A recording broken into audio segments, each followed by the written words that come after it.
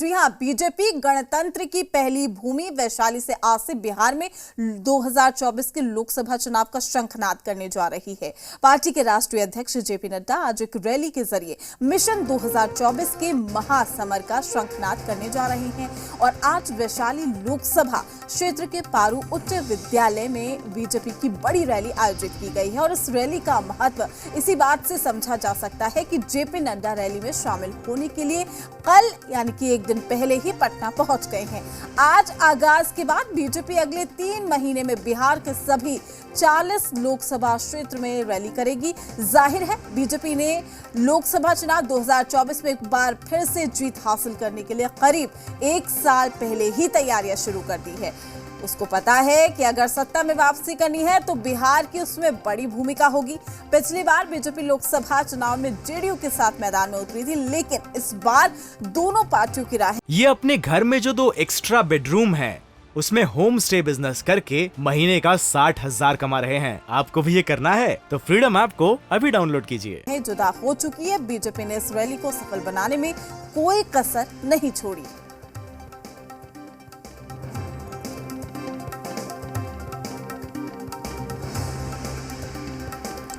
तो मिशन 2024 के लिए बीजेपी का शंखनाद, गणतंत्र की पहली भूमि वैशाली से अभियान की शुरुआत होगी और वैशाली के पारू में आज बीजेपी की ये बड़ी रैली है जहां पर जेपी नड्डा संबोधित करेंगे और 2024 का शंखनाद वैशाली से बीजेपी की ओर से शुरू किया जा रहा है।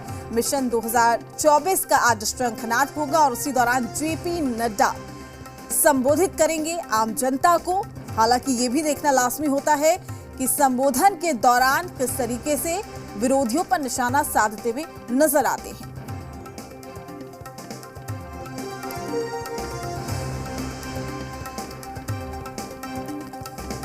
बिहार भारतीय जनता पार्टी के लिए बहुत ही हर्ष की बात है कि हमारे माननीय राष्ट्रीय अध्यक्ष श्री जेपी नड्डा जी का कल पटना में आगमन हो रहा है और वह वैशाली लोकसभा के सम्मेलन को संबोधित करेंगे।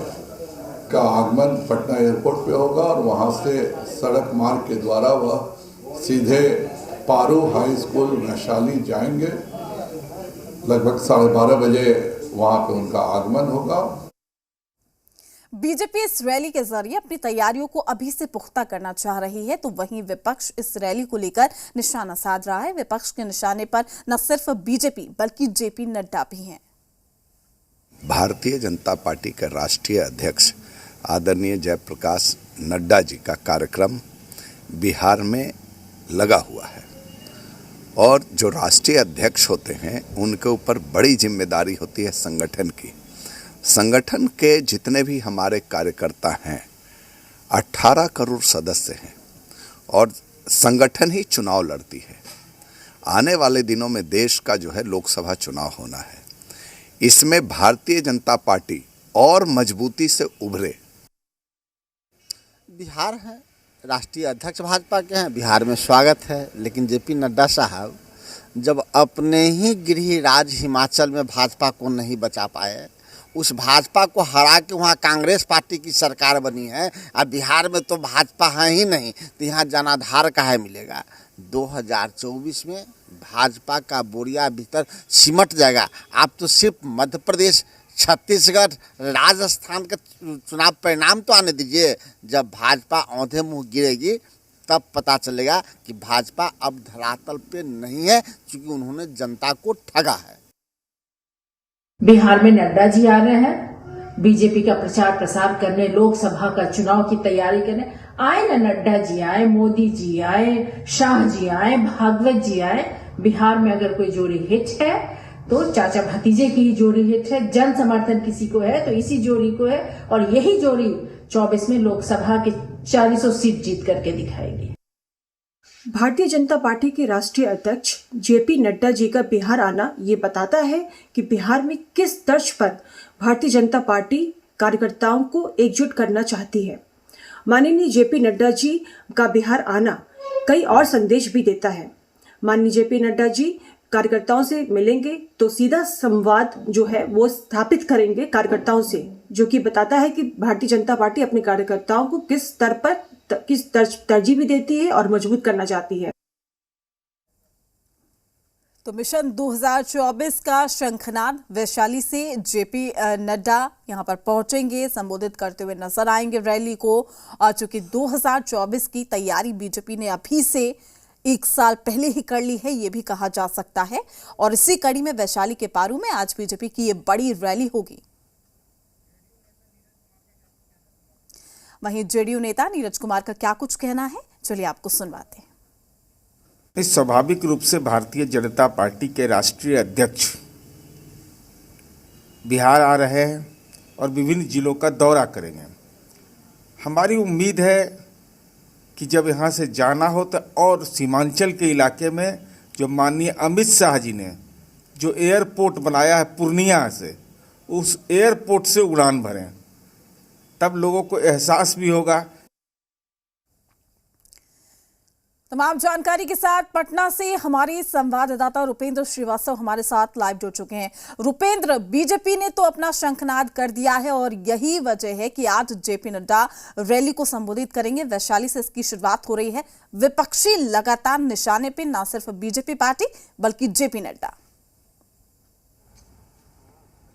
देखिए, विपक्ष जो है लगातार जो है निशाने पर ले रही है, बीजेपी को भी ले रही है और यूँ कहें कि बिहार का सत्ता पक्ष जो है वो जो है बीजेपी को जो है निशाने पर ले रही है, जेपी नड्डा को, अमित शाह जी को है ले रही है। तो साफ तौर पर यह है कि बीजेपी कोई भी काम जो है प्लानिंग वेग में करती है और प्लानिंग वेग में बीजेपी ने काम किया। अभी 1 साल चुनाव जो है होने को हैं और साल भर पहले जो है कहीं ना कहीं जो है इसकी शुरुआत जो है, इसके कैंपेन की शुरुआत है जो अभी से ही बीजेपी ने शुरू कर दी है और आज से जो है उसका शंखनाद जो है बीजेपी के राष्ट्रीय अध्यक्ष जेपी नड्डा करेंगे। तो इससे बीजेपी जो है लोगों में जो है ये बताना चाह रही है कि बीजेपी शुरू से लगी हुई है और हम आपके हितैषी हैं, ये दिखाना चाह रही है बीजेपी। और यही कारण है कि आज से जो है शंखनाद की शुरुआत हो रही है।